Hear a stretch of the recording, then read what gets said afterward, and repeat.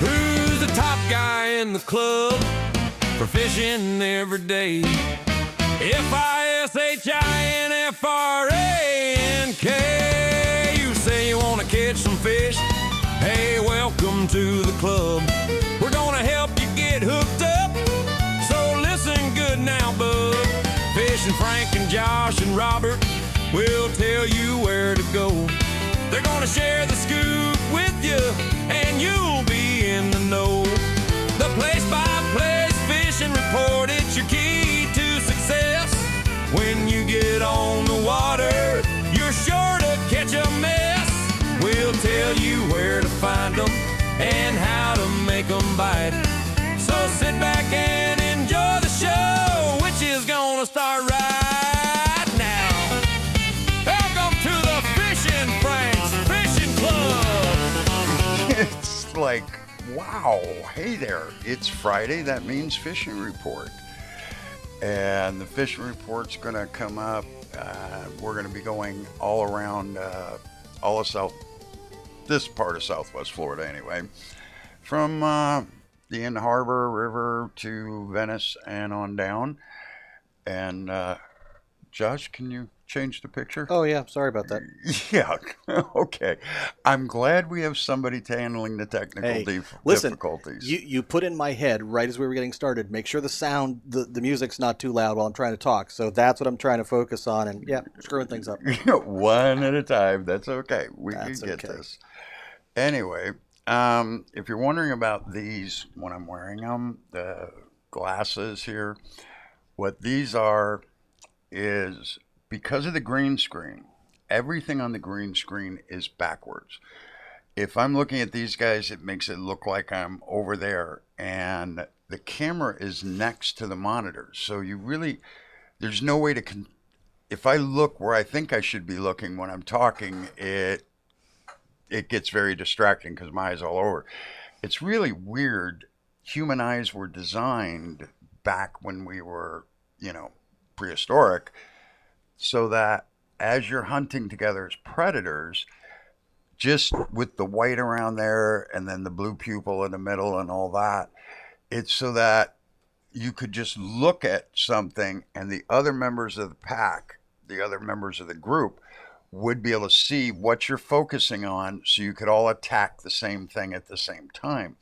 It eliminated a lot of verbal communication, which, as if you're out hunting to eat, makes a lot of sense. Nowadays, it's kind of inconvenient because where we look, you can tell right where somebody's looking, and it can get embarrassing or I really feel like human evolution should have accounted for green screens. Yeah, green screen should have been part of the evolutionary process. A major overlook, but that's okay. We have a solution. We'll just make you look like you're blind while you stand up there. Yeah,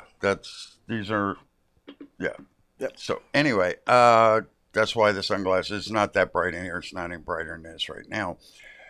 But what we decided to do when we decided to do these podcasts was to have a studio as simple and basic as it is. It's not high-end by any means. I don't have high-end money. But what we wanted to do is have a central location base, and we're starting to get more. This is Zeedman and Rice and me, and there's a little redfish back here, but this is all going to go through with memorabilia. Frank, nobody knows who Zeedman and Rice are except you and me. Yeah, but I don't want to go into that specifically right now, if that's okay.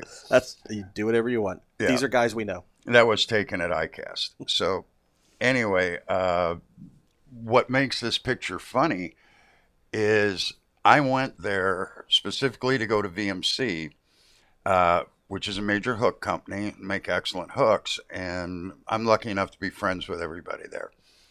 Went there to design a new circle hook, which we did, and it was really cool. More gap, you could put a bigger bait on it. It wasn't like a brand new hook, but it was a redesign of existing hooks to make them more usable in the circle hook range. Then we decided to celebrate. You know those red Solo cups? Fill that up with rum. That's what they thought was a great way to drink and celebrate. That's a shot? They're from a France. Full Solo cup of rum? A whole Solo cup. By my second or third one, I was out roaming the floor of ICAST, getting. That is one drunk picture of me. I mean, I got pictures with Mark Nichols, and I was taking pictures with everybody.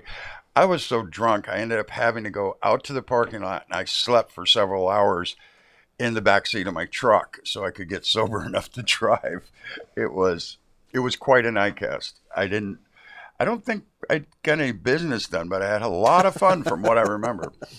But that's kind of a commemorative picture because I've never taken pictures with anybody. But when you're drunk, you do stuff I guess you wouldn't do when you were sober. But let's start off and get the fishing report underway. And, enough stories about me and my drinking habits. But when you're dealing with a bunch of guys from France, and I can tell you, say what you want about the French, they have a high alcohol tolerance.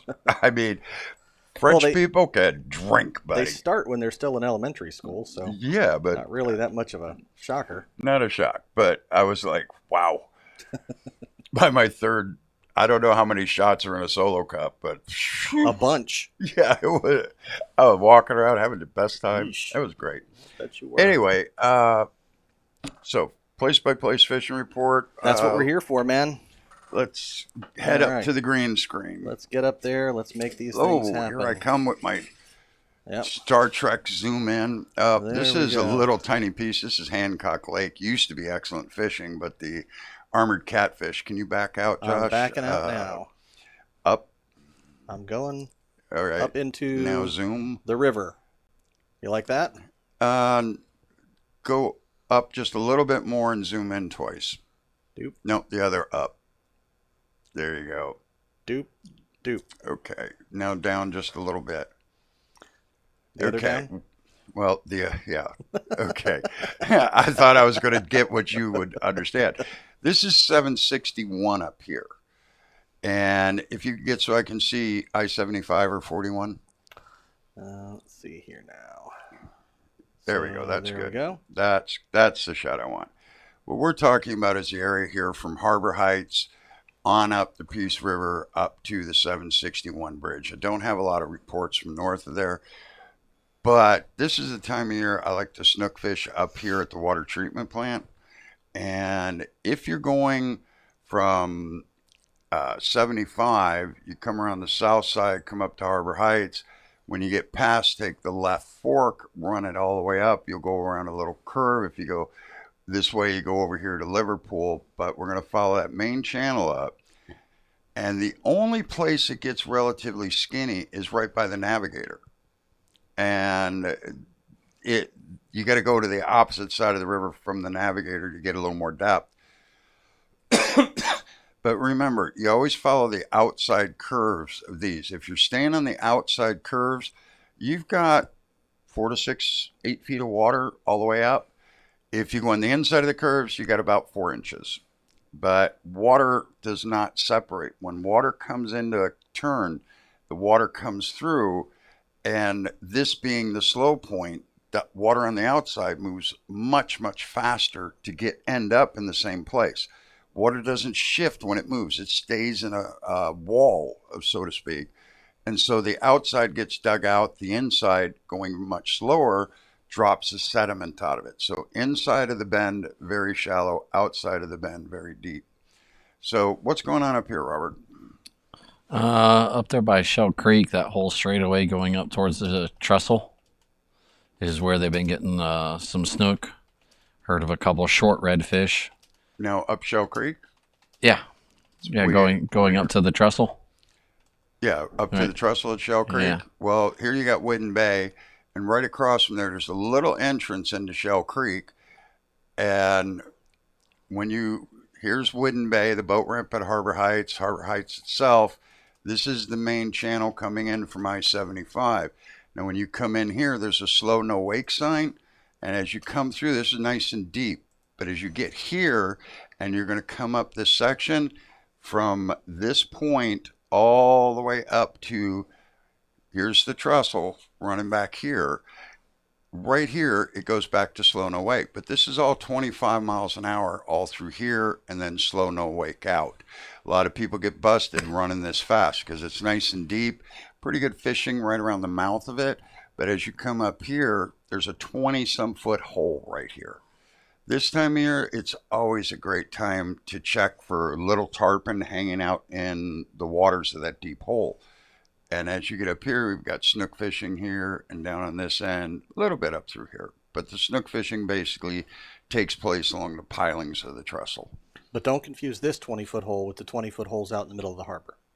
Or you'll be in the very wrong place. Most of these people have very strong visual interpretation. Now, I know you get confused because we're on Shell Creek and talking about a 20-foot hole. I'm just saying, don't hear 20-foot hole and be like, wait a minute, I thought you're right, the 20-foot hole is out in the middle of the harbor. In the middle of the harbor. So I think we're safe. Okay. Okay. Now, Robert, what's going on at Trestle? The snook, been a couple small redfish around that area, a lot of small mangrove snapper and Mayan cichlids. A couple guys have been doing really good on the Mayan cichlids. Yeah. Yeah. And then over there towards Harbor Heights, there's been... one thing about the trestle, if you plan on going underneath it, make sure your boat is 7.5 feet tall or less from the water line. If you're over 7.5 feet, you might get under there on a lower tide, but the tide comes up and you're not getting back through, whichever way you're going. So if you get a bimini or a tower, take a minute to measure from the water line. Just put a stick out, measure down to the water. Because if you're more than 7.5 feet, it's really hard to get under this. It's about an 8-foot clearance. Right. About. Yeah. Especially if you get into some of those funkier tides. So Harbor Heights. Harbor Heights been hearing a lot of the little snook, mangrove snapper, and then in the river proper, there's been a few trout being caught out there again. This is some of your better trout fishing right along in the front of here because this is really deep, 12, 14. You got another real deep section right up through here. So, yeah, it can get real good. Yeah. Well, no, it's been a couple of decent. I've got no reports for there this week. Darst? Same thing, nothing. Darst Park is right here.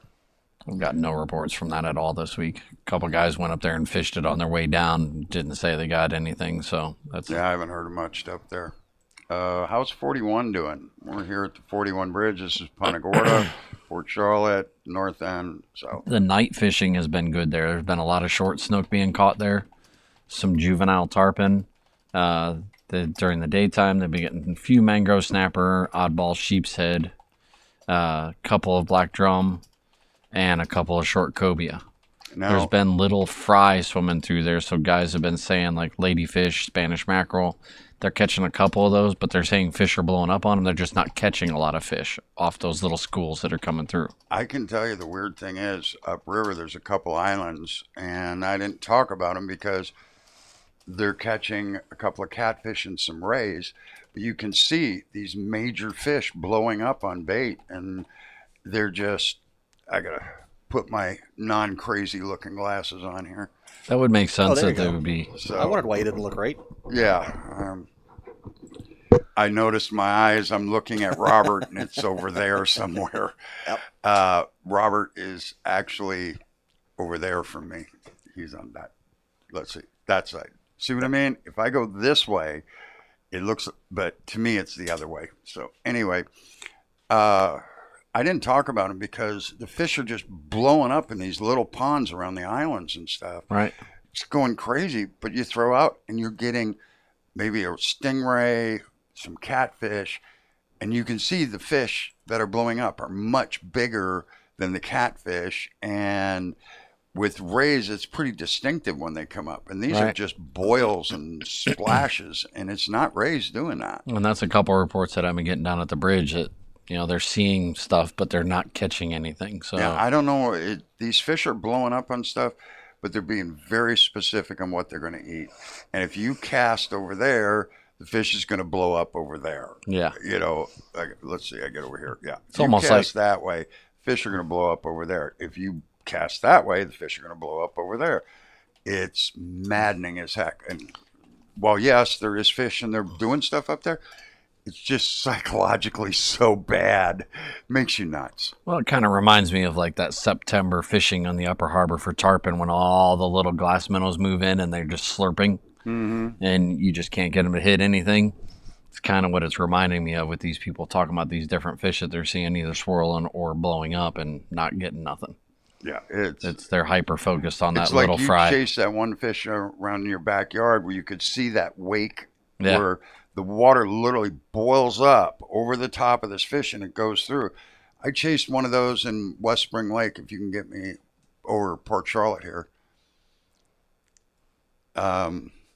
There you go. And now get out of the way for this. But this is all Port Charlotte and the canal systems and East Spring Lake. And here is West Spring Lake. And there's a boat ramp right here.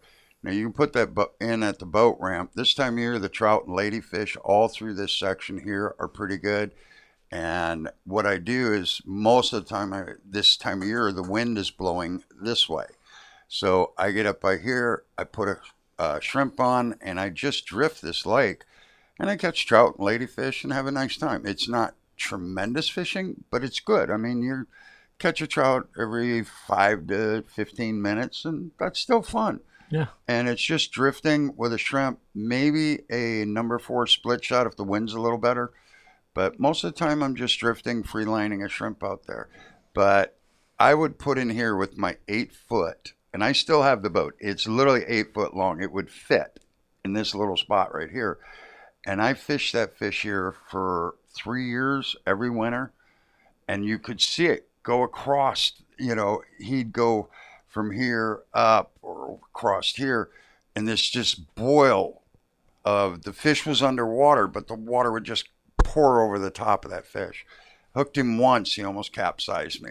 And I'd sat in the back of the boat, put the rod in the rod holder, let a little bit of line out so the bait wasn't going to be swinging all over the place. And this is an 8-foot boat, so when I'm in the back of it, there's only about that much clearance.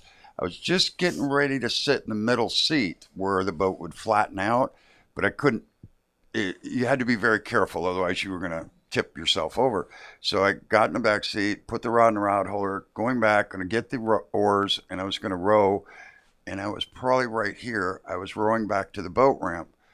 And all of a sudden, right off the back corner of the boat, I saw a fish come by, monster. I mean, if it was a cobia, it was 90, 100 pounds. I don't know what else it could have been. But when he hit and he started going and the drag was locked, he was going to flip the whole boat, take me with him. I dove to the back, pulled the rod out of there, flipped the thing open, and he pulled me for about 2 minutes, must have opened his mouth and spit the whole thing.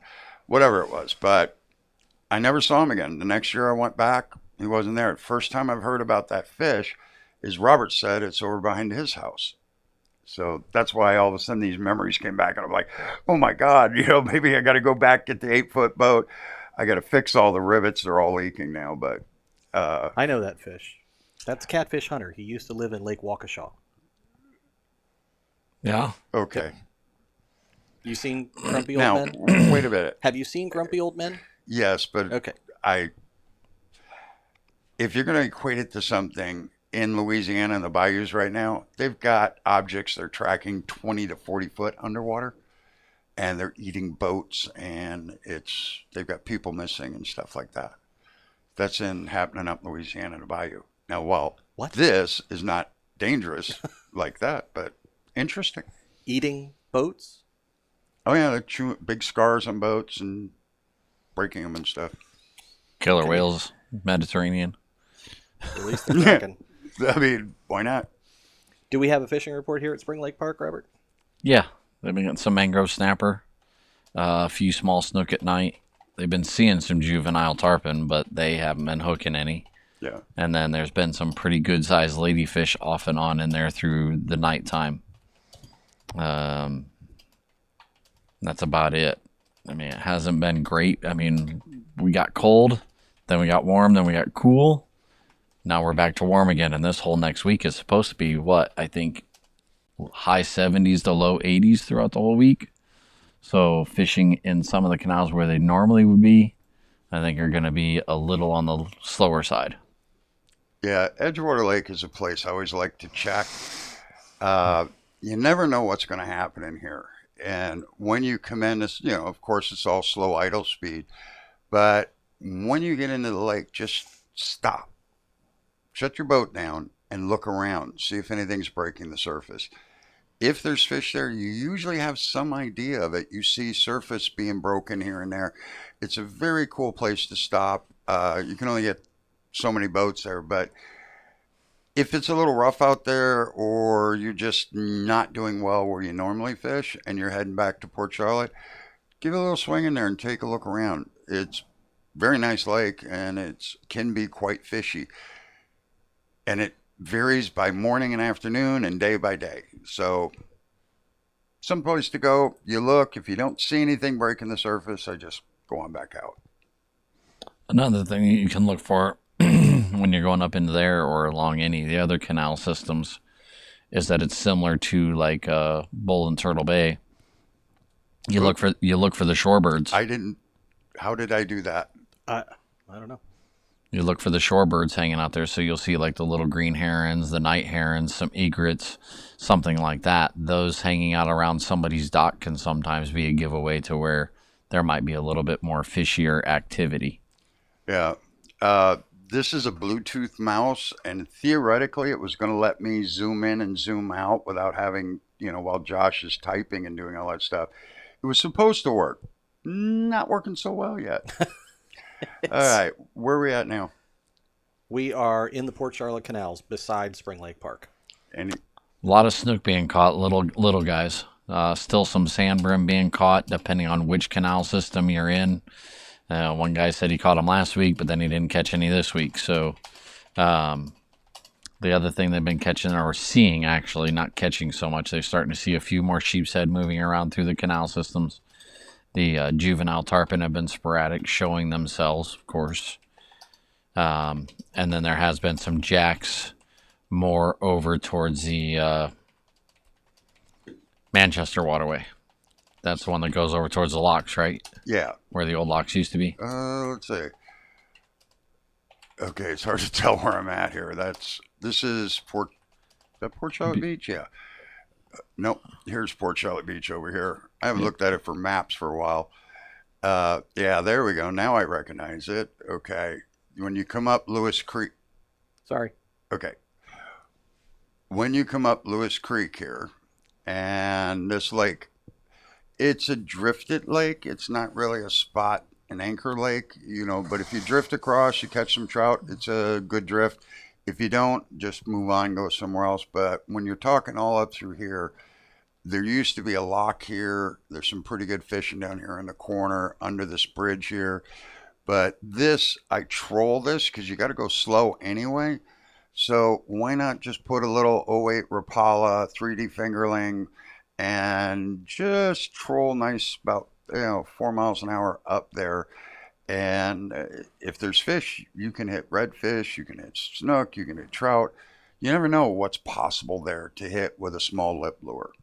Right. Definitely. All right. Brings us to El Jobean. A lot of guys fishing off of it. They're catching some snook still. And they are getting some mangrove snapper and some sheepshead around the trestle from the guys fishing from boats. And some very small mangrove snapper. But the sheepshead have been good, but not great. And it hasn't been great in several years, even before the storms took out everything over there. Because this whole section of the pier, this is where we were able to fish on this side over here, just next to the road. But most of that's been wrecked. Now, here they got the money to fix that. Yeah. And with the money they got, they should have been able to fix this and every other pier.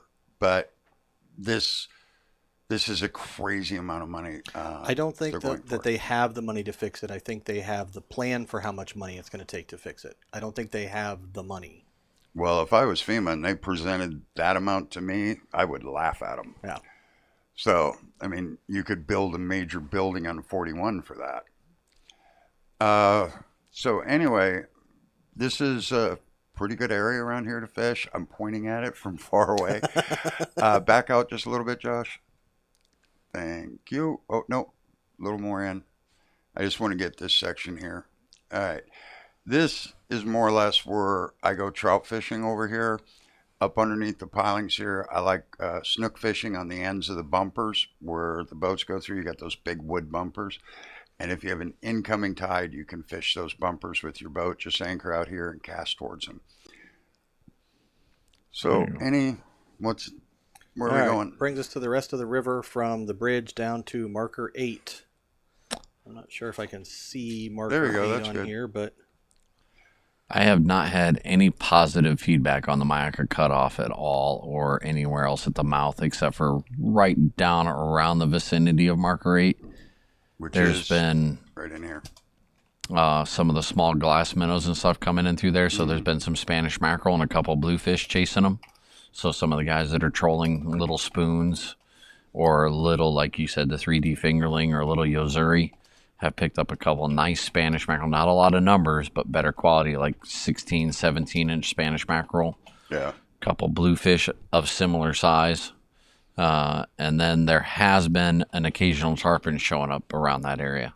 Okay. There's still scattered tarpon throughout the whole that side of the harbor, but that spot in particular, that area, seems to be a little bit more productive because of the bait, I'm guessing. This is where everybody from South Cove comes out at the locks, and right across the river, just up, you got to check it. It moves around a little bit, but there's a nice deep hole here, and there's a nice deep hole right down here. And because of those two holes, for some reason, maybe the bait hangs up down in there because there's not a lot of bottom feature to it. No. But I'll troll across here, and once I get past the hole here, I bring everything in, fire up, and I go down and find this other hole, and I'll troll across it. And rather than trying to troll the whole thing, which is not as productive as it could be, I can troll this, take 10 minutes of trolling here by this hole, bring everything up, run 25 miles an hour, get down towards the next hole, and run across it.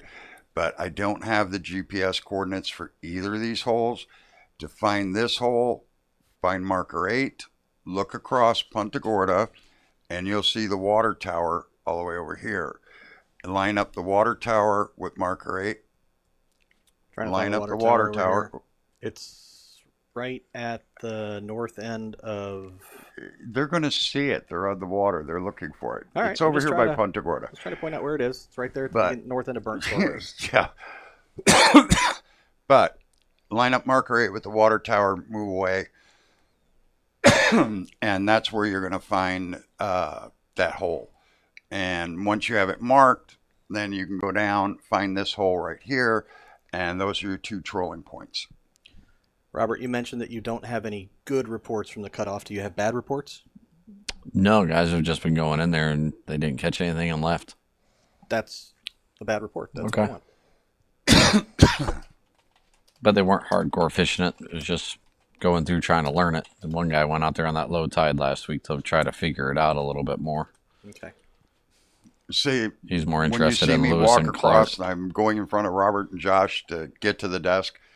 You're beginning to see that the desk is over there, but it's crazy. Yeah. So anyway, where are we next? We are going right over here into the South Gulf Cove canals. Okay, can you make it go down a little bit? All right there. So I haven't had much for reports in there at all, except for a few tilapia. Guys are seeing fish around some of their dock lights at night, but they're just coming back from the being gone all summer, so they're just starting to get situated into their houses. So I'm starting to get people asking questions, but not fishing much back in there. You've got a major canal system that runs around the outside of this, and all these little canals, feed out to there. So you got to come down here and go around, and then to get out, you go up here and you come out here. There's a lock, and then you go out the entrance. Little area around the lock is usually good fishing this time of year. But as you come up to cross 771, as you're crossing 771, this water starts becoming more and more fresh. The salt really doesn't get to penetrate up that far. So you've got bass, bluegills, crappies, whatever, freshwater fish, tilapia, and all that. And then you've got the crossover areas up in here where it bleeds from salt to fresh. So if you're in South Cove Cove and you haven't gone underneath 771, you just make the turn and go out to the locks. Sometime try and go up here, but take some bass stuff and crappie bluegill stuff. There's all kinds of fish, and it literally is a whole different experience than being out in the main South Gulf Cove. Right. Yeah. And those tilapia and Mayan cichlids are all through this system. They don't care too much about salt water. That doesn't bother them at all. So if they go if fresh salt, doesn't matter. Yeah, but if you're having fun catching them with the freshwater stuff in those freshwater areas, don't be afraid to use those same techniques when you get back into the saltwater areas, because those fish are still there. Mm. All right, moving on to the west wall. Okay. West wall goes from Trout Creek all the way down here to Muddy Bay. So this whole shoreline, as you can see how flat, pretty much there's little creeks and stuff, but there's nothing that really juts out. So looks like a wall. It's on the west side of the harbor. West wall. Works for me. Robert? A lot of little snook, a handful of redfish being caught up underneath the bushes. Mullet is definitely working the best as far as cut bait goes, or shrimp. You know, right now is the month where your mullet starts spawning, so there's a lot of schools of mullet moving all over the place. So don't be afraid to use cut mullet or whole mullet, depending on what species you're looking for. Do the shrimp have to be alive? The shrimp are working a little bit better live for the snook, but if you want the redfish, they'll take the frozen just as easily as they'll take the live personally. And then there's also been a few pompano on top of the bar, and a few short cobia being spotted out there too, with the manatees that have been kind of moving throughout that whole area. I have not heard of a legal sized cobia at all in a while, but definitely some cobia foul in those manatees. And what you got here is, this is the shoreline here, and this goes all the way up and down the west side. Whenever you see this, you see there's a little creek sticking right there, and that's where you get this white sand dumped out. We get a bunch of rain, it blows some stuff out onto the flats here.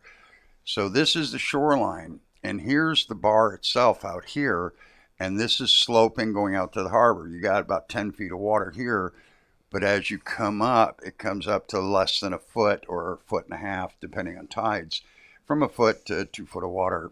And so what we're talking about is redfish and snook along the edges, but on this outside of the bar, you want to be out here in about 6 feet of water watching this, because the cobia and all these other fish swim along this looking for creatures in these dark patches of grass, because all that dark stuff is grass.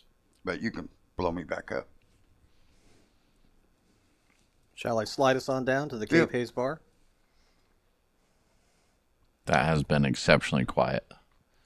I had a guy fish there the other day, and he caught one little tiny short trout and a couple lizardfish, and then he carried on to somewhere else because he was over that. It's been a weird. It's been quite weird for like probably the last 2 years. And I just had to move the mouse out of the way. This is the Cape Haze Bar out here, and Cape Haze proper is the shoreline up here. And you get a lot of people fishing this trough inside. You see all the sandbars come across here, but you see this dark strip that runs along through here. Now that's deep enough water for your boats, and if you're fishing up against the mangroves, there's some good snook fishing there, sometimes redfish. But the bar itself comes out about a mile off of Cape Haze. And this is one thing, if you're not used to fishing Cape Haze, you want to learn this little cut here, because fish that are traveling along, they'll go into that cut and then mill around a little bit because they get lost. Fish don't stick their head out of the water and go, oh, look, well, there's the big tree at Cape Haze. I'm going to go the other way. You won't see it if you zoom in, Josh. Okay. It just blends into nothing. You got to be back just a little bit where you were. But what happens is they get trapped in these areas because they're just following the shoreline along. And they'll get up here and go up, and they'll turn around, hit here, and they'll just ricochet rabbit around this a little bit, and then eventually move on. But all the fish coming across here end up coming around this bar. So different times of the year, this can be extraordinary.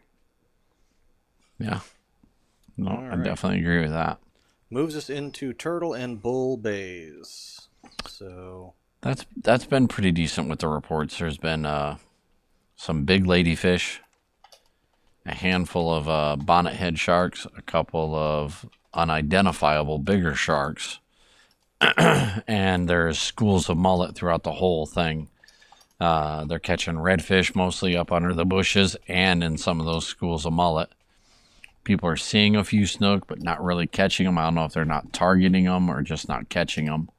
And then there's been trout hodgepodge throughout the whole, both Bull and Turtle Bay.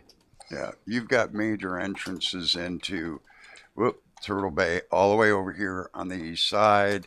And then I think this is Gallagher's Cut, which is, you would think you can go up and get in there. It's not as easy as you think. You want to use this main entrance over here on the far east.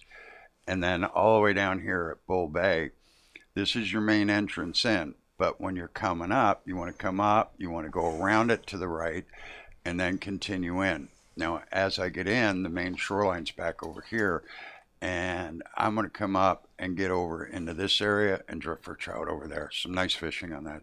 And it's very deep. Your main obstacle to getting in is this sandbar right here. Getting from here to here can be very tricky. Once you're here, you've actually, there you go. You've actually got quite a bit of water coming up into here. But you're coming up, and if you come here onto the east side, and you can sneak around in there, even with a modestly, if your boat drafts 12, 14 inches, you can get through that. Yeah.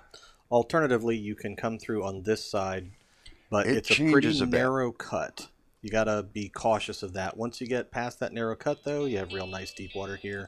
And this is actually a good little spot to fish right along that.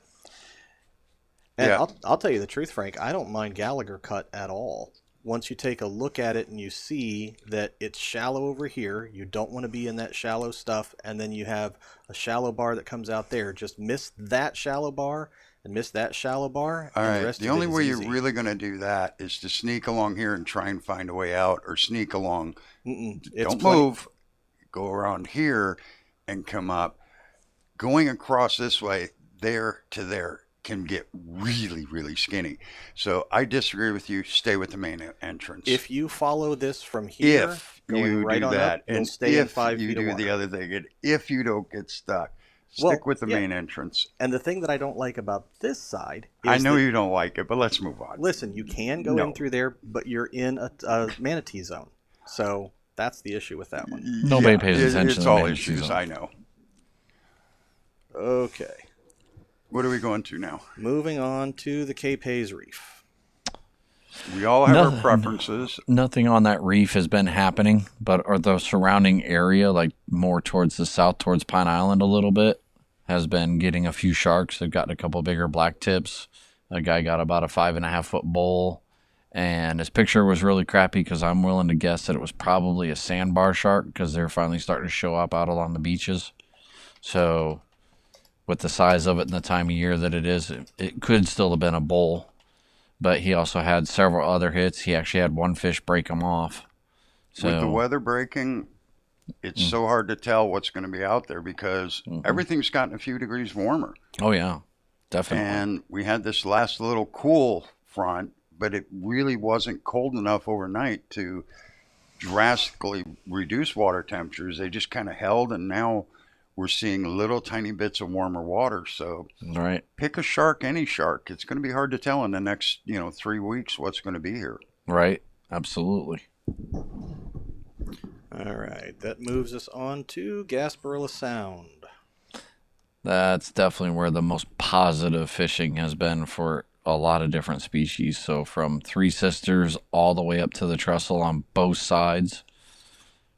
Reports of trout, ladyfish, sheepshead along the pilings and some of the oyster patches out there. A lot of redfish. There's actually a couple schools of redfish. One that's staying over on the Boca Grande side and one that's staying over on the Whidden Bay, Catfish Creek side. And it's roughly about 30 to 50 fish. They're mostly eating shrimp. Some days they're eating pinfish. But a lot of guys have been catching on fairly well on soft plastics. But the puffer fish have been the problem. The puffer fish and the lizard fish. I mean, there's been some lizard fish up to 10 inches long being caught in there. Really? Yeah. Yeah, a guy had a picture. He was holding it in his hand trying to identify it, and it looked like it went up probably at least 3 inches, 4 inches up his wrist. Very triangular head. Yeah. You would think snakish. Mm-hmm. You know, it doesn't look like a snake, but that triangle type head. Yeah. It definitely, it's got a long body, cigar shape, so to speak. Yeah. But that triangle head on it, that's how you know it's a lizard fish. Yeah. And all teeth. All little tiny Bottom needle and top. teeth. All teeth. Yeah. But it's been interesting to hear how many people have been getting into those, along with seeing a few sharks.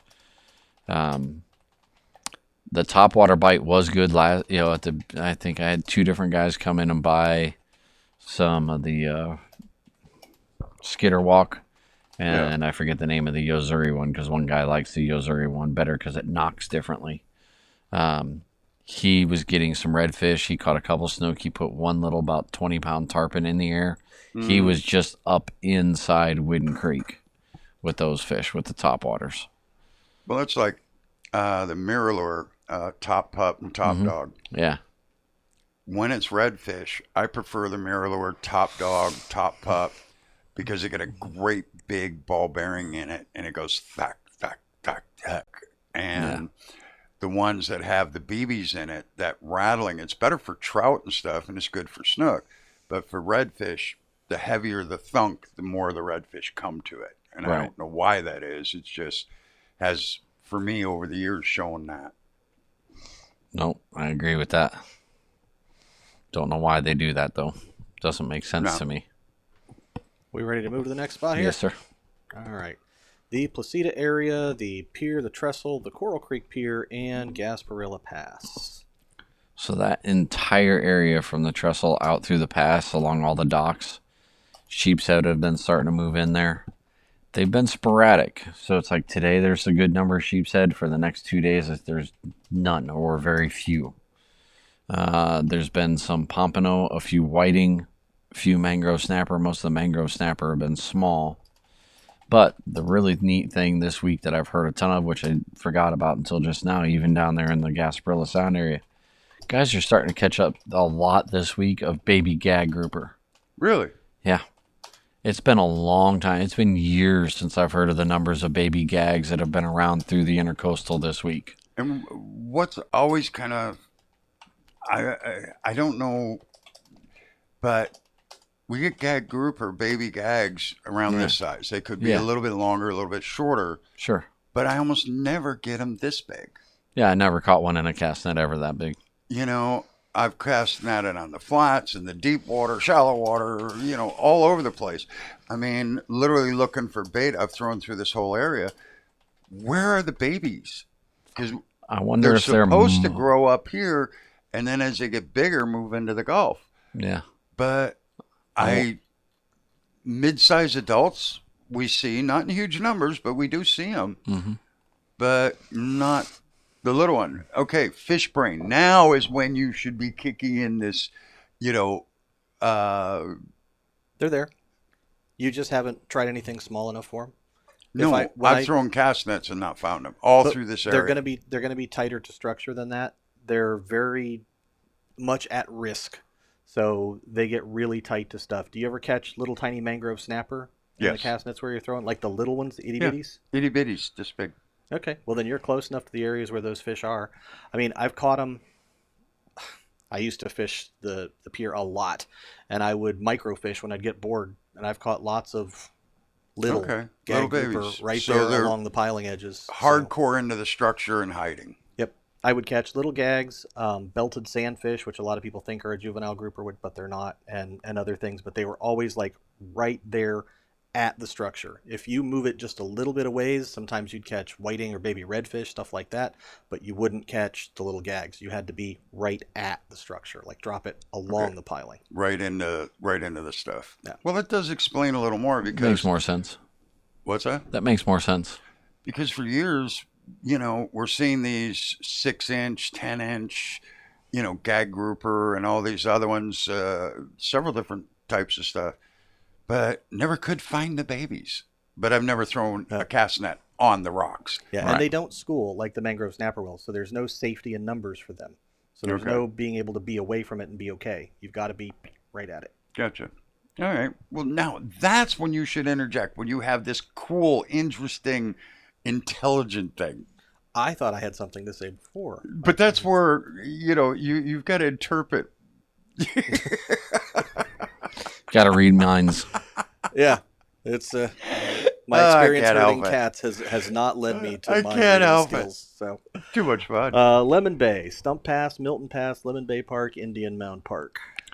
From Stump Pass up to Indian Mound Park, guys have been getting a lot of trout through that whole area. Don't you have some drone footage of that new pass out there and all that? I do. It's not current. I need to go out and reshoot. But yeah, I took some both video and stills. That would be something cool to bring in, so that some of these, drone footages you took after the storm. Right. Well, I think we can actually take a look here because this is from 2021, and this right here is where Milton Pass cut through. And I think if we zoom this forward in time, we can see, yeah, there's Milton Pass right there. Yeah, Google Earth is what we're using because you can go back and forth in time because things don't drastically change. Sometimes you get a new pass, sometimes this happens, that happens. But I watched Irma wreck Charlotte Harbor, and then in a couple years, the holes came back, the bars came back. The harbor kind of wants the holes and the bars and everything where it put them, and the hurricanes can do that, but the harbor's going to put them back. So you can use older footage in the harbor, these satellite photos from all the way back decades. But out here along the coast, that's pretty dramatic. Because that wasn't there. And you give me a hard time about not liking change. Mother Nature doesn't like it either in the harbor. Not in the harbor. Nope. You and the harbor are just the same. There's a hole, next time we do the Myakka cutoff, remind me to show you the holes that vanished and now are reappearing. It's really crazy. Anything else in here? No, just the trout is all I've heard about up there. Just the trout. Yeah. Okay. Then that moves us on to the Anger Pier. Oh, wait. No, I forgot the Anger Pier doesn't exist. What's that? So forget about that. We'll just go out in the Gulf and take a look at the bottom fishing and trolling reefs and wrecks. Let's see. The Gulf. Hold on. I can do this. There it is. A little extreme, I think. Well, it just goes to show you, how little of the Gulf we actually use. It just shows you the difference in our sense of humor versus Josh's. Yeah. Josh exists in this, there's a different world over there. Yeah. So I had a guy on the internets talking about the middle grounds, and he said, it's really cool. You get halfway out there in the Gulf and you're fishing on the middle grounds. And I said, halfway in the Gulf? Do you have any idea how big the Gulf is? And I showed it to him on a map, and I'm like, the middle grounds are like that far away from the coast. Right and the here. Gulf is this big. He's like, oh, wow. Right along this change. It's a lot bigger than I thought it was. Well, and yeah, if you pull up like a topography map, you can see the underwater ridge line that actually is out there, because it's kind of neat because you got, what is it? It goes the middle grounds, then the Christmas Ridge, and then Pulley Ridge, right? And then you've got the Marquesa or the Fort Jefferson. Oh yeah, Fort Jefferson's. Let's see. But that's kind of how it works going along that whole thing. Isn't that Fort Jefferson way down there? Yeah. Yeah, but see this light colored edge that goes up along here. That's a change from most of this during the Ice Age was out of the water. For a few thousand years, all this was exposed. And because of the Peace River, the Myakka River, the Caloosahatchee, we have a lot of sand right out in front of Boca Grande Pass that goes all the way out. Now, when you're down here, the sand that came up, that was coming out here, the river, Caloosahatchee must have flowed further south. And there's no major river right here. But with the rivers that came out, they flowed way out here before they hit the Gulf, because this is where the water was during the Ice Age, which deposited sand all through here from Charlotte Harbor. Yeah. So if you're north up by Venice, no major rivers. This is all more exposed rock. But we know that there was a major river that flowed out through Venice, and that's why you have all of the fossils and the teeth that they find up there along those beaches. All that deposit, that's all river deposit. Mm. Kind of fascinating, but that could have been before the Ice Age happened. It could well have been. But the fish, Robert, the fish. So anywhere from basically right along the shoreline out to about 10 miles, I've gotten a bunch of reports of the Spanish mackerel being scattered out there around some of the bait balls and a few king mackerel being caught. Not very many, but a few straggler kings. Like one guy got one that was around 20 pounds, and he was out just past the power pole reef trolling around. Guys are looking for triple tail on all the crab trap buoys out there, but the few that they're seeing are very small. One guy did see a good sized cobia, but when he turned back around to go back after it, it was gone. Are the stone crab traps out here now? Yep. All right. When you leave Boca Grande Pass, you go at about anywhere from 3 to 10 miles out here, and you're going to see these white buoys, and below those is a stone crab trap. People go up and down along them because where the trap is, I got to get over here, underneath the shade, triple tail come up and get their face underneath that.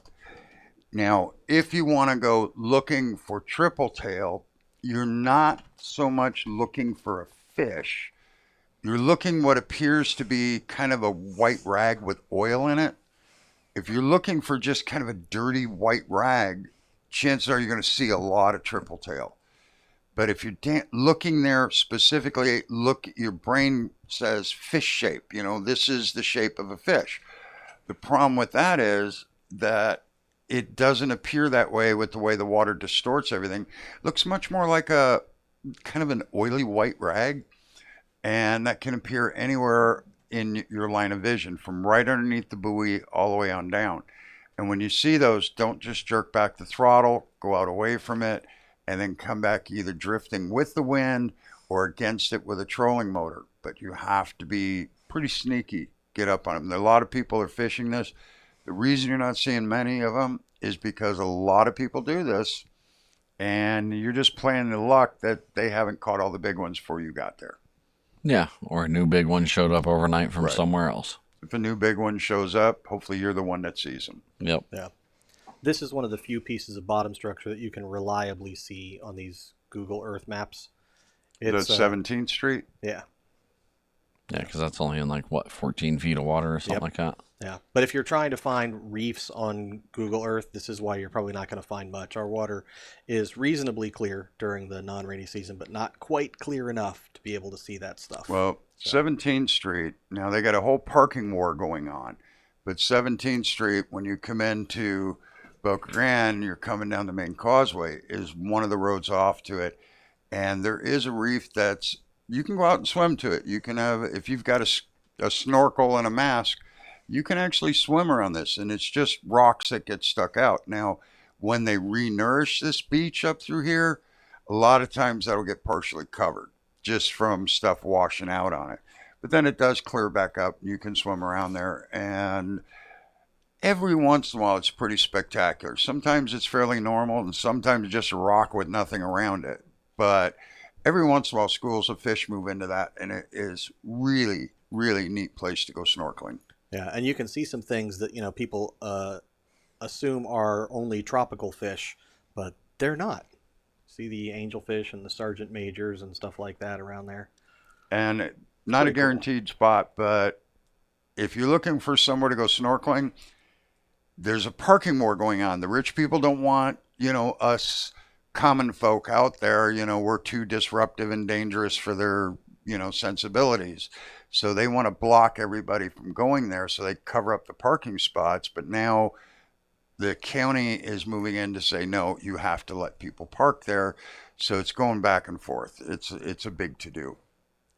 All right, we're moving north here to the Venice Jetties and Venice Pier. Right now we are looking at the jetties and Venice Inlet. So the jetties themselves, there's been sheepshead moving in and out of there. And once again, because it's been so warm, today they're there, tomorrow they're not. But they're still getting some Spanish mackerel, a few whiting, and some pompano up there.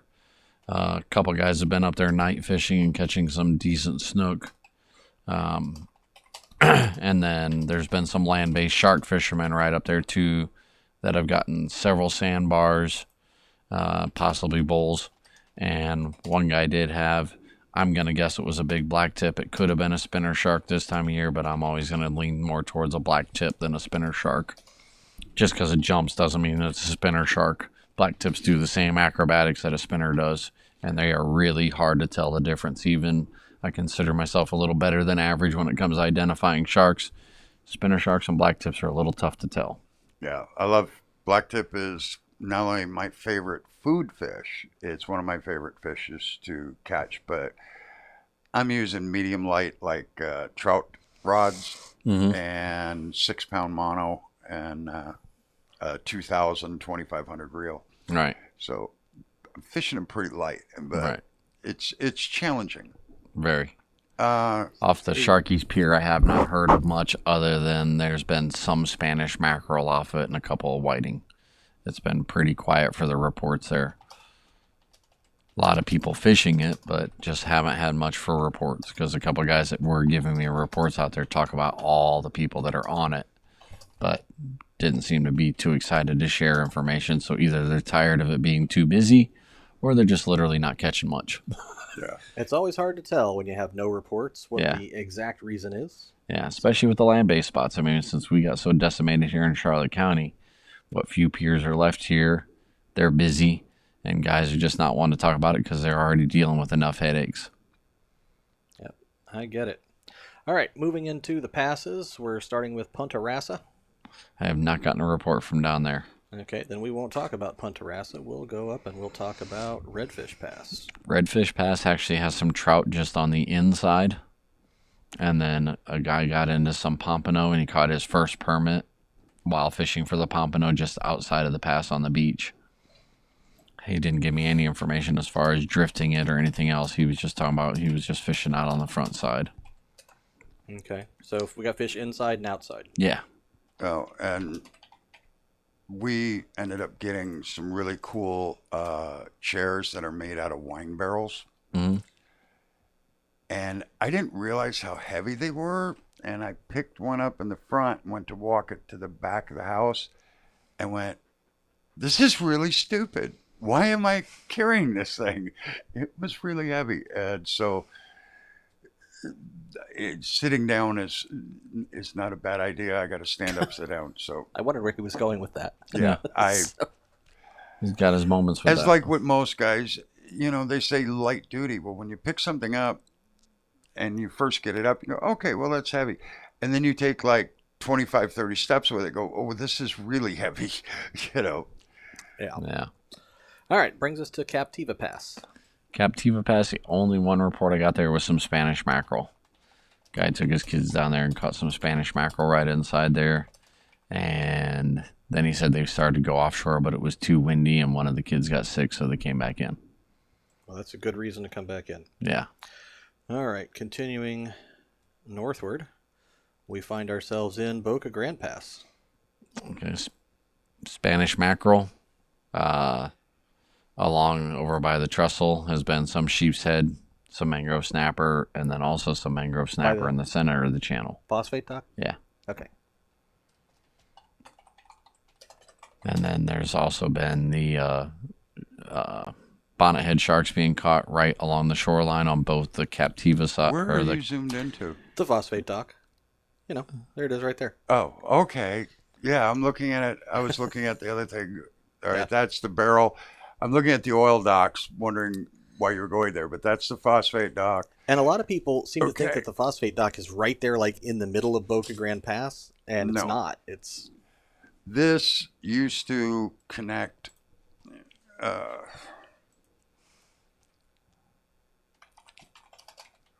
we go. This dock used to come this way and all the way over to shore. And this is one of the ship tie-ups. This is a big concrete barrel, and that's great Goliath grouper fishing around that barrel. But the ships would tie up along here and going out. What this dock is the oil docks, and not oil like you got oil out of the bottom of the Gulf. This was fuel oil. And fuel oil is similar to diesel. They use it in furnaces on homes and all that. But if you zoom way back out, Josh, I need to see a bit from there all the way down into the Caloosahatchee. Oh. All the way down to the Caloosahatchee. Okay. I'm almost there. Yeah. There we go. Let me get out of the way. All right. Here's these are the 41 bridges, I-75, and the FP&L power plant's way back up here. And what these oil docks was this was the only deep water certified channel where you could bring in barges full of oil. And what they would do is pump the fuel oil onto tanks on the end of Gasparilla Island. There used to be big, massive fuel tanks there.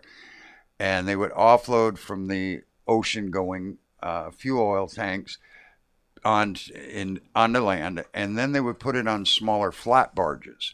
And then they would take the flat barge all the way down the intercoastal.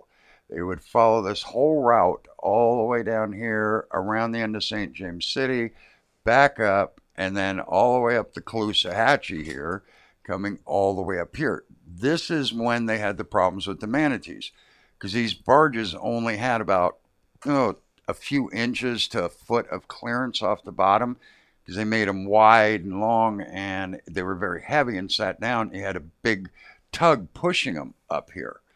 Not huge like ocean, liner tugs, but good tugboats. But that was what messed up the manatees. When you had boat kills from manatees, it was usually a fuel oil barge, because it was just big and shallow draft. They get stuck there. And how a critter that can go 35 miles an hour from here 100 yards over there, just like that, ever got stuck, I don't know. Maybe sleeping, but they're so fast, it's unbelievable. Yes. Manatees, when they hear something and they think it's a threat, their immediate response is to go down. If they feel the threat because they feel the pressure wave, then they go out. Okay. But they go down if they hear it. All right. What I'm saying, though, is these things are quick. Yeah, I know, but manatees are fast. How they ever got hit by a slow-moving barge just doesn't compute at all, because they are went down to the bottom abnormally fast for something their size. Yeah. So anyway, but it was this trek. That's where the fuel oil barges went on the inside, and the only place to get a big boat in was Boca Grande Pass. So they would tie up to the fuel oil docks, the oil docks, pump it onto land, and then from land onto smaller barges and run it all the way back up here to the power plant. That doesn't happen anymore. There's a natural gas pipeline goes down I-75, and the power plants run on natural gas now. So there's no more barging, tankers, any of that stuff. Just all comes in by pipeline. Now, Robert, the last time we talked here about Boca Grande Pass, we were talking about the tarpon. Mm-hmm. They're still there. Okay. They are still there, and they're catching them on a variety of different things, from mullet to pinfish to shrimp to whitebait. There's been some threadfins and squirrelfish just outside of the pass, and they're catching them on that too. So they're still in there. There's about 6 boats that have been in there every day, and they're hooking at least a couple fish each day. And would you just drift fish those, or would you actually look for the fish? Or I'm going to look for the fish on the bottom machine and try to do that, and just do the normal hover drift. I didn't want to do something with the mouse in case you were using it to type with. No, I wasn't. I was on the other one, but I'll zoom back in. Okay. There we go. So they've been in there. It's just they're in there in the usual spots, some of the deeper holes and stuff in there. Which is more in this area here. Mm-hmm. You got your main channel goes through. This side's very shallow. Right off Captiva here, there's some underwater rocks and obstruction, which shows up more like rough bottom. It doesn't really, it's hard to see the rocks there, but there are rocks over here that, you can kind of see them underwater in here. But they're more for snapper and stuff like that back in through here. But most of your bigger fish are going to hang out on this northern to central part of the pass. you get more of your snappers right along this sandbar that runs out in the middle of the pass and on the inside of the bar over here. Right. All right, our next spot, walking the Gulf beaches, anywhere from Sanibel to Venice, and I'm going to preemptively zoom in on the place that I think Robert's going to talk about. So let's find out if I'm right. Robert? Blind Pass Park. Ha-ha! Yep. Isn't that the same? They used to call it Middle Beach or something. So Yeah, they we all still call it Middle Beach. Yeah. That's how I know it. It's hard to get used to calling it that. But the whiting, some Spanish mackerel, some ladyfish, been still a few snook along the beaches that people have been getting. And then people have also been getting tired of fishing on the front side, depending on the weather and everything else, and then walking back across the street into the parking lot and fishing the intercoastal. And they're getting a few trout and redfish right there off of some of those little. There's a couple kayak launches with a couple little finger docks right back in there, and they've been getting them right there. So it's been decent out there, but that would be, if I was going to go land-based beach fishing, that would be my first choice. Okay. Any other reports? Anybody been down around Boca Grande? Yeah. Boca Grande off the rocks. They've been getting some bonnet heads, some sheepshead. And when we say the rocks, there they are.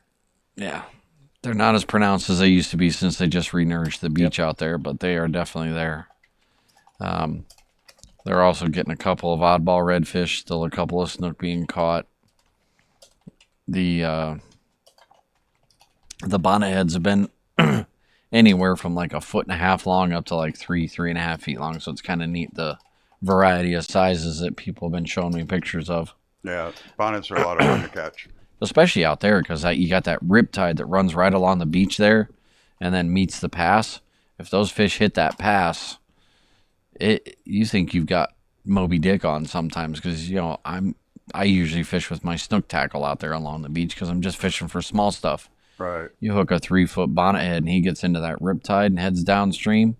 It's pretty impressive. Now, this is all state park, this whole section here, right? Yep. And you can only park in the front part now, though. Not this piece. This piece is not. That's privately owned. Okay, but this down through here is state park. This is the parking area, I think, through here? I can't tell very well from here, but yeah, looks like parking spot. Just the front entrance is the only parking that's available right now. The back side that used to go down and around the corner, that's still closed off from the storms, right by the historic lighthouse. You can walk all the way down there. Yeah, but you can't park down there. But you can't park anywhere close. You got to walk from up here down through here. But oh, gee, we got to walk down a sunny beach in December. Wow, that's a tough life. Yeah. So, but just want to let you know, this is not a county park or just a little area. This is actually a state park, and they cannot enforce the parking there. You can come down and you can fish this whole. All right. You can fish this whole section down here to the rocks and everything. This is accessible to the public. You have to pay a parking fee or $3. $3 to park there, but not so bad. And there's restrooms there and everything. So now they are doing some kind of construction, supposedly. Like, I don't know if it's because of the beach renourishment, but I didn't see it when I was out there with my mom a couple weeks ago. They're doing something with the old seawall out front by the old broken down pier. Oh, okay. Couple of customers have told me they've got that all jacked up right now, so I don't know what they're doing. Was an ambitious project years ago where they were going to build a fishing pier out there, and people thought if they put a fishing pier that would increase tourism, which it would have, but I forget what storm took that out. They just got it up. It lasted a few years. And I don't even know if it lasted a full year. Yeah, it wasn't long. I wasn't going to say that. I was going to just kind of, I don't remember, but you're really good at that stuff. But I'm going to think, I don't even know if that lasted one full year before it got taken out. They got it mostly done and a storm took it apart. Yeah. Took out the old road, took out that pier, the whole 9 yards. But what's neat about this is these pilings have turned into great habitat for fish. Oh, it's awesome. So if you're in a boat, you want to cast around these pilings. If you're up here on land, casting out towards them, this actually produces some decent fish, because for bait fish, if you're just in open water, big fish can hunt you down and kill you. But if you can play Ring Around the Rosie And the big fish, you know, he comes up one side and you go around the other, and you just keep going in between the pilings. You can escape a bigger predator. Out in open water, it's endurance, trying to get out of line of sight. But if he's intent on you, you're probably done. But if you can hide around something, you can live. So you've got plenty of stuff here and here to cast at. Yeah. Yeah, it's a cool little place to see and fish. All right. Let's move our way along here to the Matlacha area. Indian Field, Smokehouse Bay, Buzzard Bay, places like that. Off of Matlacha, they're still catching some sheepshead. Off the bridge? Yeah. Going back to the same thing. It's been so sporadic because of the warm weather. Now, hold on, because I need to... Yeah, that's correct. Yeah, go ahead. You might get in there today and really do good on them, and then go back tomorrow and not so good. But that whole area proper, going from Matlacha up towards Bokeelia, all on that shoreline, guys have been getting into a few redfish and some pretty darn good snook and some decent trout. And what you want to look at here is this is an island, an island, an island, an island, an island, an island, keys, island, whatever you want to call them. More over here, here. These are all places where fish, you can see there's little cuts that go around them. You've got channels that go through. So when you're down here fishing the bridge and you're coming up, and especially when you look at it on a chart, you begin to see that it looks like it's just kind of a straight passageway of water down here. But once you start seeing all these islands, this is all tremendous fishing grounds. All up through here, this whole area here. What's the name of this, Josh? Up here on the top. Yeah, that. Is that... I don't know why I can't I'm think blank of it. on it too. Something grounds, but North north that of Indian Bokeelia. Fields? I can't The Indian remember Fields name are of south, aren't they? Yeah, I think What? the Indian Fields Is are that the south. Indian Fields or is that Indian south? Fields, yeah. Okay. Okay. Okay. I can't see it well enough on there, I can't remember so- the other one over there. I know Smokehouse Bay is over there. Smokehouse Bay and Indian Fields, yeah. And for some reason or other, my brain just went to applesauce again. But we're Yeah, right up I almost here. always go down the other side of this, so that's not my backyard area. All right. So It is shallow. Everything we just Oh, been that talking whole about. area is skinny. Skinny, shallow. Always approach it very Crazy slowly nothing. going through there because there's oyster patches and sand. Yep. So now we're in Pine Island Sound, the other side of the island. So lots of trout scattered all over the place. I'm hearing of them from basically Patricio all the way down to Captiva Rocks. And anywhere from up on 2 feet of water out to 8 feet of water. There's been some Spanish mackerel, a couple of bluefish mixed in with them. Tons and tons of puffers and lizardfish. They're beating the crap out of everybody's soft plastics down there. But a gentleman got a 23-inch trout. I think it was 21 or 23. He caught several that were in the 18, 19-inch range. And he was bouncing a little bucktail, like a half-ounce bucktail. And he just said, I got tired of the puffer fish and went back to old school. Just started working a little old bucktail that he found in his box. Best And thing ended up doing is- good on that. As soon as you start running the puffers, go back to bucktails, spoons, anything where they can't just keep biting it off. All right. Bokeelia here, this is Pine Island proper, and you've got the islands out over here. You've got, I think that's Cabbage Key. It's right in, yeah, I think that's Cabbage Key right there. There it is right there. And nice restaurant. You go there. It's been there since, I think, the 40s. But back out, Josh? It wasn't that important. I really wasn't going to go that much on it. But There I I go, trying understand. to read minds again. yeah, but give me a chance. Say, could you zoom in here or back out there? Show them where the Captiva Rocks is at, because that's a very interesting location for people. You've showed me that one of the first times you took me down to teach me Pine Island Sun. You took me around that. Yeah, And that's I got to go right- back that's down there and take a look around. Right below the shacks, isn't it? I think it's Yeah, just but south of the it's- shacks. Yeah, the shacks are here, being some of the world's most most Photograph. People have taken photograph. That's it. These shacks here, and then down. Yeah, down here. This sandbar is actually very good fishing, and this one over here, but blow up a little bit. Yeah, a little more. I like fishing right back up in here quite a bit. I love this island. There's holes, and going around these islands back up in here, this is shallow. This is not where you want to run a normal boat. If you try going back up in here, do it at the slowest idle you can get to, and get as much of the stuff on the front of the boat, get as flat as possible, because this is very hard to navigate. If you live there and you go through it every day, you don't think anything of it. You're just used to it. But if you haven't been here, A, I don't know that I would. B, if you're going to do it very slowly, because unlike the northern part of the harbor from Cape Haze up, we don't have rocks.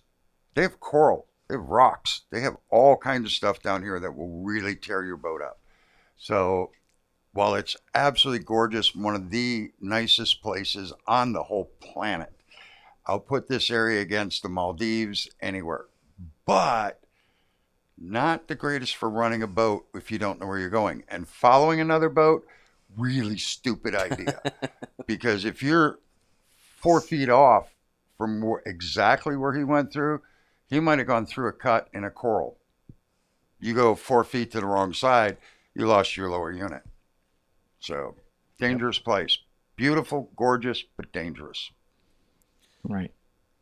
All right. Bringing it up to Jug Creek Shoal and Bokeelia. Got nothing for you there. No reports. All right. Then that's going to bring us to Burnt Store and Two Pines. There's a redfish and snook underneath the bushes all along the whole shoreline there. All right. This is Burnt Store up here. And you got two little islands that sit out front of it. But as you come along this sandbar, and from here back to the land, skinny. I mean, we're talking twiggy. I mean, there's just, if you've got less than a 1.0 tide, most boats are never getting back here unless you got a way overpowered boat with jack plates and probably an extra set of wings. But as you come down, this is Two Pines here. You can see how the bar comes off, stops, and the water from back here flows in and out through here. You don't have to zoom in, but you've got a little cut. You said I didn't have to zoom in. I know, but so I zoomed do back one out. or the other. Quit moving. All right. We've got a cut here. I like to fish, but up here I fish around these. This is a really interesting area back here. And we're going to go down and film some in there. But if you've seen them films, it's going to be tricky. I don't care what you do. Idle speed as slow as possible. Stand up, look in the water so you can see what you're going through. This is pretty good snook fishing. Yes, right out here in the middle of the flats. As the water comes up in here, these little darker spots here, they tend to hold a lot. They're smaller snook. They're very seldom over 24. Your bigger stuff is all back here. But you can get a lot of little buck males out here in that shallow water, and it can be a lot of fun. I don't know that they're there right now. I think we're about a month early. Yeah. I'm zooming back out without permission. Okay. Was there anything else to mention? Well, here, just Robert, when I'm pointing at besides- something and all of a sudden it goes sideways. Besides the redfish and the snook? Out on the outside edge of the bar, there's been some trout and some pompano and ladyfish. And then, of course, there's been some mullet schools running across the whole top of the bar heading south. You got... You're talking about on top of this bar between Burnstar and Two Pines? Yeah. Yeah. Yeah, and I that wonder if they just come down here and then cut across and follow the bars out Bokeelia. It wouldn't surprise me if they do. I know the trout sometimes do, but it wouldn't surprise me at all if the pompano do. Yeah. I've just never caught any over there. I've never really done very well over there off those sandbars off of Bokeelia. I've done okay on shark fishing, but nothing else personally. All right, we're going a little north here, up to the east side Keys, Cormorant Key, Back Bay Key, Sneaky Creek, Hobbs Point, and Pirate Harbor. The only thing I've got is immediately in Pirate Harbor and right around Hobbs Point there has been some redfish, a few trout just on the outside, and then some small mangrove snapper. But there hasn't been very many reports from down in there this week. Yeah, this has all been pretty shallow with the way wind has been blowing 10 to 20 miles an hour out of the northeast, which when the wind blows this way, the water can't come in through the pass. So this gets shallower and shallower and shallower. Yeah, you almost need an airboat or a kayak in some of those spots right now. What I like, if you can get your boat in on one of those days where you have that wind blowing the water out, where it's coming from the northeast, blowing southwest, come along here with a pair of binoculars and look back here on this flat to see where the pockets are, where all the holes are. Everything else will just be sand. And then you'll see a little water puddle, water puddle, water puddle, water puddle. Make a mark so you know where those holes are. It's hard to remember. Years ago, before GPSs, we were much more reliant on our brain. We would go, okay, I got an island here, I got a big tree here, I got that there, and I can kind of triangulate in. That's where those holes are. But now people go, oh, man overboard. Rename it in front of holes. Yeah, that's a good way to do it. All right. North we go, Alligator Creek, Poacher's Cut, and the skating rink. I have got absolutely no reports for up in there. Okay. Well, then there's not a whole lot of point in talking about it. Well, I'm going to zoom in here. I just want to see if Poacher's Cut is still viable at all. This is Alligator Creek, and here's the new entrance. The new entrance into PGI is here. This is Riviera Oyster Bar, and all that. But this is Poacher's Cut that comes up through here. And we called it Poacher's Cut because there's two ways you could get into the main part of PGI. Ponce de Leon and Colony Point, but there was no way out back here. If the Marine Patrol came in and you were illegally fishing, you couldn't get out of PGI without them catching you.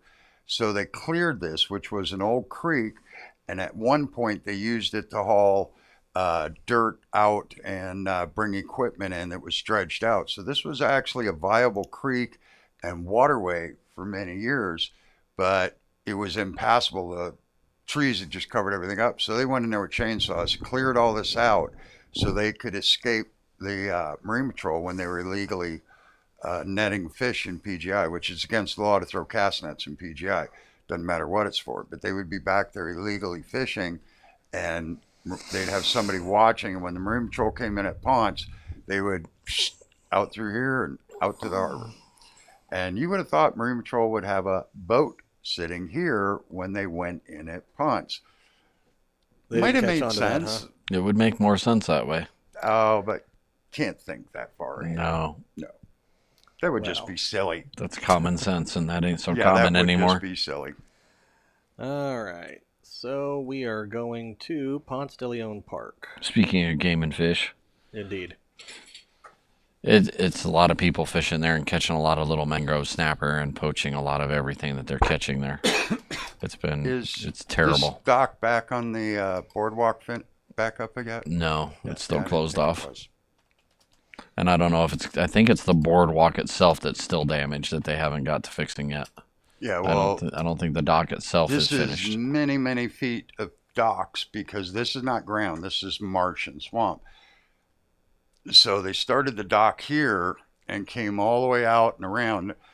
And it was a very ambitious, very expensive, proposition when they put it in. It lasted several years. Yeah. But, two floods that just tore it all up. Well, and some of the schools would do little habitat. Fishing dock. It's a good way to educate yourself on the mangrove habitat and the life that forms inside the mangrove swamp without having to actually trudge through the mud and the barnacles and stuff. No, it's a great idea. Yeah. And it had all the Ponce de Leon memorabilia and all that. Oh, yeah. Because this is where he was shot and he died elsewhere, but he was actually killed here. It just took him a lot longer to get killed than you would think. Well, poison arrow, if it doesn't kill you right away, takes a little while. So. Yeah. Yeah. PGI canals and Punta Gorda in general. Man, there's some nice jacks in there, and the snook have been doing pretty good too with guys trolling around through the canals. I've had a lot of people buying the, I guess it's the F8 is the bigger one of this Yozuri, right? Yeah, the larger crystal minnow. Yeah, they're buying the crystal minnow, and then they've been buying a handful of the 10 Rapala in the X-Wrap, which is about the same size. It's just a chunkier profile. Yeah, the Rapal's a little shorter, a little chunkier, a little fatter. Yeah. But both those baits have been doing really good. A couple guys have been using spoons and coming through there. I did have a guy come in day before yesterday and bought one of the bigger, what we would consider an offshore popper. Yeah.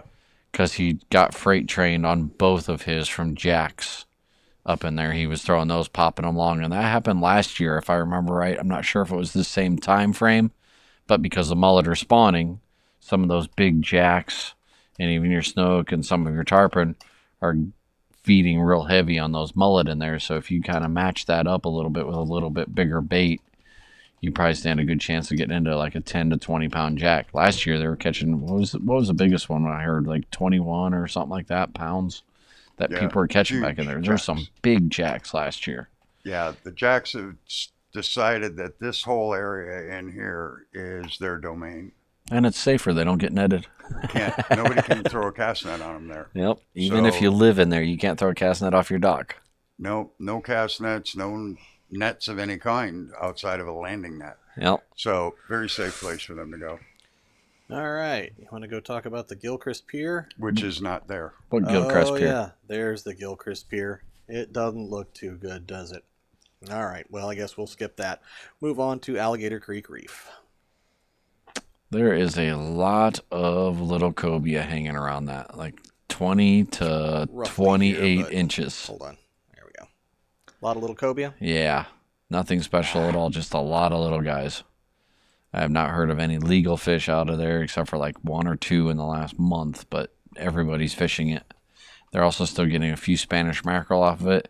I did get my first report of actually 2 legal sheepshead that were just caught off of the other day. And then some baby gags. So all the bunches and bunches of little cobia are gone. They're still catching the cobia, but they're all just small guys. Yeah, I little haven't, ones. I haven't heard of any legal ones. This is Ponce de Leon. It's bright white sandy beaches. You can see it. And as you come down, you begin to think the reef should be right there. It's not. You at least 5 minutes on your watch, at least, if not longer. Yeah. And if you're coming straight down here, it's deceivingly farther away. So that's about 2-3 miles over. Yeah. Yeah, it's deceiving the distance that it is. From where Mangrove Point is here, it's actually southeast. Yeah, I usually tell people to line up right as they make it around the corner where they can barely see the water tower on the Alligator Creek side. Yeah. Point right towards Burnt Store. That's the best way to do it. And that usually about takes you to it. Absolutely. Because when you're here, the only thing you see sticking up down here, building-wise, is the big high-rises at Burnt Store Marina. And they take you right about there. And you'll see the 2 pilings at this end, pilings at this end. But I think one of the pilings has fallen over. So one of the pilings on the south end got hit by a boat. Yeah. So now it's a half a piling or something like that, isn't it? A quarter of a piling. It's just barely sticking up. Oh, barely sticking up. Okay. Yep. All right. So that's going to bring us to the 20-foot holes. 20-foot holes have had a few tarpon moving in and out of them. And then occasionally some Spanish mackerel moving in and out of them with mixed in bluefish. As far as like targetable, I say no, but if you're going through the area, it's definitely worth taking a look as you're going through from point A to point B for another species. Yeah, and if it stays warm this week, that might get even better. Yeah. Your Ponce here, marker 1's over here, and it's kind of just off this Mangrove Point area here, pretty much middle of the harbor right up in here. Mm-hmm. And the middle hole is down here, and the pirate hole is obviously out here in front of Pirate Harbor. It's funny how people try to change the names of those, and What's that? People are always trying to change the names of those. It's like somebody called it like the lower 20-foot hole, and I said, okay, what's that? The lower 20-foot hole? Yeah. They're not 20 foot deep. Yeah. But I'm just saying that's what they call it. Here, okay, we're calling this the 20-foot hole just because we like the number. Yeah. No, it's 20 to 22 foot deep usually. Yeah. But the middle hole is less than 20 foot. Pirate Harbor hole varies quite a bit more than the other ones do. Mm-hmm. But Pirate Harbor, middle, because it's in between the Pirate Harbor and the 20-foot hole. Yeah. Doesn't make any sense to call it the middle hole, but I think we're stuck with it. It's in the middle. Yeah. Robert, the baitfish reports? It's out there, but it's been tough. Some of them are catching them at marker 2. Some of them are catching them down by,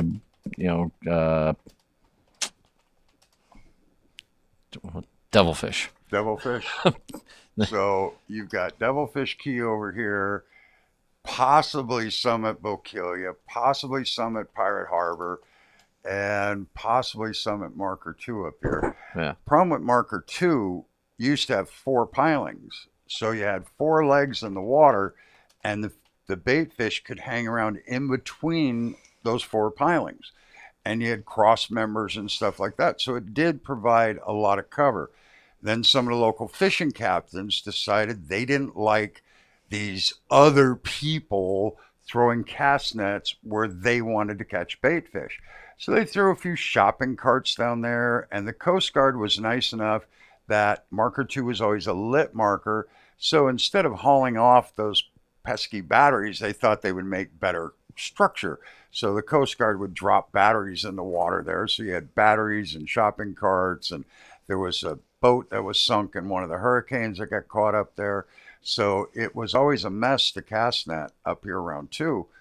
But now there's 1 piling. So the amount of structure has decreased 90%. So I'm not sure marker 2 is ever going to get back to what it was. Marker number 1 and marker number 2, the cool parts about those is there used to be a guy who went out there and he would light the oil lamps on marker 2, and then he would go over to marker 1, which was 4 posted, but it was structural. It was like 10 by 10. But he would go up there, light the marker, and he would spend the night there on marker 1.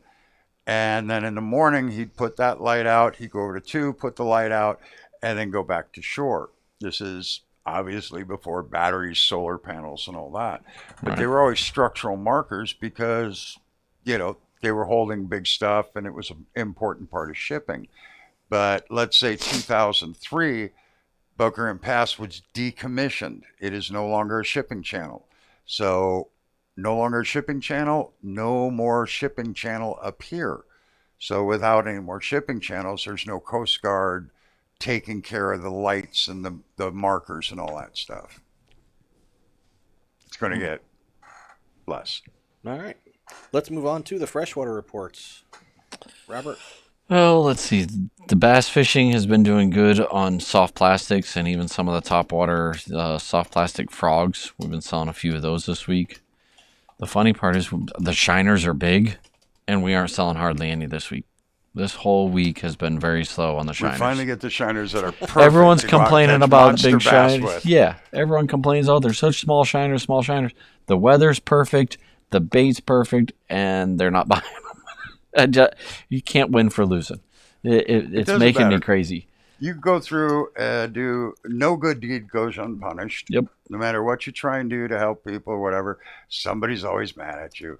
When the first rule of owning a bait shop is if you have lots of bait, you have no customers. Mm-hmm. If you have lots of customers, you have no bait. Yep. I mean, I don't know why that works, but it has been mostly true consistent 80% of the time for as many years as I've been doing this. No doubt. It's just makes me nuts. The crappie fishing has slowed down a little bit.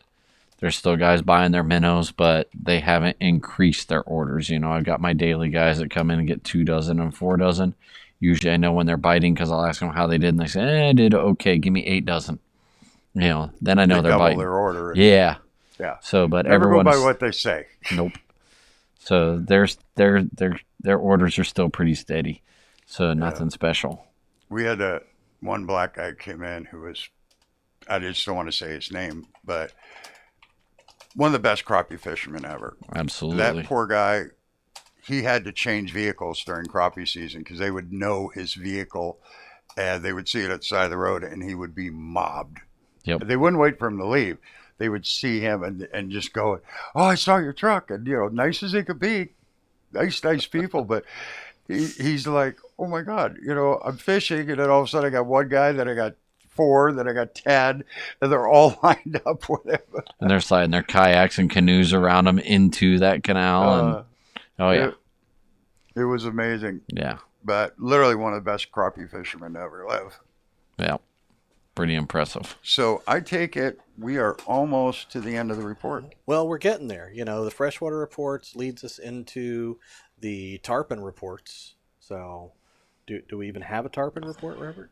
The main tarpon report is they are in the pass. If I was going to go look for tarpon, now if I was leaving from, say, the upper river area heading out that way, I'm going to look around the 20-foot holes because there's been fish scattered in there. Am I going to devote a lot of time to it? No, but I am going to devote a little bit more observation to it. But in the past, they've been there, and they've been in there all day long for probably the last 2 weeks now. Been pretty steady at it. So that's about the only area I can say for sure. Okay. So, and that could last. The forecast for the next 7 days is supposed to be pretty beautiful. So coming back over to join us, Frank? Yeah. I could take off my Sunday glasses. There we go. Okay. All right. So nice to see you again, Frank. Because my eyes are white with the blue on them, should I make my eyes a little bigger? It's like, oh, he's looking the wrong way. Okay. My camera's over there. Yeah, that one. Robert's over there. So, I think that wraps it up for this week. I think it does. I ran out of things to type, so... Yeah, I think so. Unless there's something else that you'd like to discuss? No, I think we're good. Nothing burning that you must talk about, Robert? Gotta say Merry Christmas to everybody, because by the time we come back, Christmas will be over. Oh, yeah, that's right. So, just want to tell everybody thank you for supporting us, taking care of us. Hope you enjoy your time with your friends, your family, or your chosen family. Just enjoy the next week. Who does that sound like? Imagine that. So, anyway, thank you guys. It's been a pretty good year. We will be fishing reports every Friday, some type of show on Sunday, and some type of show on Tuesday. Is that right? Yeah, that's the plan. Okay. Friday, Sunday, and Tuesday is when we'll be doing it. What the other 2 shows, we're never sure. We just try and come up with something. We might go in depth on one of the spots. We might just talk about a product. But Friday, Sunday, and Tuesday. And thanks, guys. Robert, aren't you going to say goodnight? Good night, Robert. Thank you. Sorry. Little music, Josh. It's working on it. He's such a traditionalist. He is.